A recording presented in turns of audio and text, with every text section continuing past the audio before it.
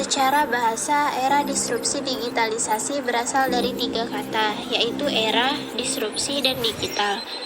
Era berarti suatu periode atau zaman tertentu dalam sejarah. Disrupsi berasal dari bahasa Inggris, yaitu disruption, yang berarti gangguan atau perubahan besar yang mengguncang sistem atau tataan yang sudah ada. Secara istilah, era disrupsi digital adalah suatu periode di mana inovasi teknologi digital mengubah cara kerja, bisnis, komunikasi, dan kehidupan sosial secara drastis, menggantikan model lama dengan yang lebih efisien dan berbasis teknologi. Ciri-ciri era disrupsi digital.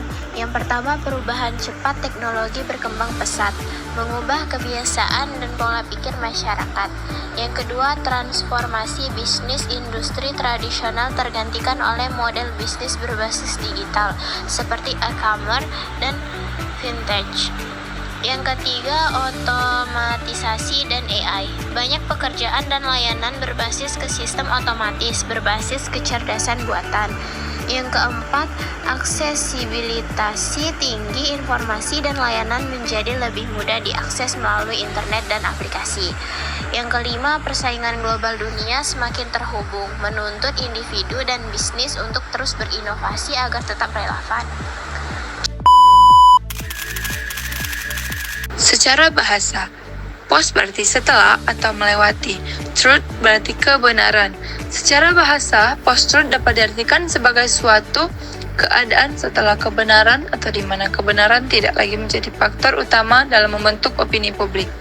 Secara istilah, post-truth adalah kondisi di mana fakta objektif memiliki pengaruh yang lebih kecil dibanding emosi, kepercayaan pribadi, atau opini dalam membentuk persepsi publik terhadap suatu isu.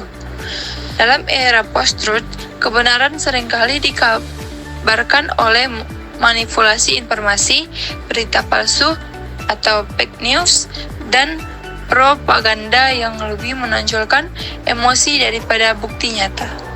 Ciri-ciri post-truth. 1. Emosi lebih dominan. Opini lebih dibentuk oleh perasaan dan keyakinan daripada fakta. 2. Manipulasi informasi. Hoaks dan propaganda mudah tersebar, terutama melalui media sosial. 3. Polarisasi opini. Masyarakat cenderung mempercayai informasi yang sesuai dengan pandangan mereka, meskipun tidak berbasis fakta. 4. Ketidakpercayaan terhadap institusi lembaga media, akademisi, dan pemerintah sering dianggap bias atau tidak kredibel. Selanjutnya, fenomena kesalahan keberagaman. Yang pertama yaitu banyak orang yang merasa dirinya ahli agama. Yang kedua, berkembangnya hoaks keagamaan. Yang ketiga, keberagaman intensitas atau komoditas simbolik. Yang keempat, agama hanya menjadi tren. Yang kelima, munculnya sistem kapitalisme religius. Yang keenam, hilangnya sikap tanggung jawab keagamaan dan sosial amanah. Cara dan solusi menyikapi kesalahan keberagaman di era disrupsi digital dan post-truth. Pertama, menumbuh kembangkan kembali tradisi pabrik beragama. 2. Etika dan guna. 3. Mengembangkan sikap kritis. 4. Membiasakan bersikap terbuka. 5. Berhati-hati dengan judul provokatif. 6. Mencermati alamat situs. 7. Periksa fakta dan cek keaslian foto. 8. Mengikuti grup diskusi anti-hoax. Peluang moderasi beragama di era disrupsi digital dan post-truth. Pertama, terbukanya kesempatan dakwah dan ajaran moderasi beragama. Kedua, berkembangnya teknologi informasi untuk memperkuat silaturahmi dan penguat kerukunan umat beragama. 3. Berkembangnya strategi literasi. Tantangan moderasi beragama di era disrupsi digital dan post-truth. 1.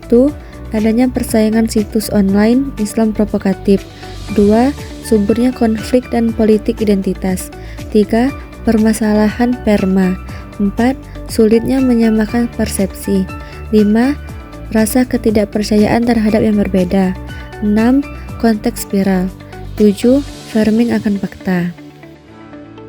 Kesimpulan dari materi yang kita bahas yaitu Di era literasi digital yang sudah sangat canggih, hanya dengan mengandalkan ujung jari, segalanya dapat dilakukan. Akan tetapi, tidak berhenti di situ. Karena literasi digital yang sangat mudah diakses oleh siapapun, menjadikan kita harus lebih waspada dalam bermedia sebelum melakukan sharing atau menangkapi kabar berita atau informasi yang beredar. Karena kita kaum muda harus bisa menerapkan sikap moderat kita pada kegiatan sehari-hari.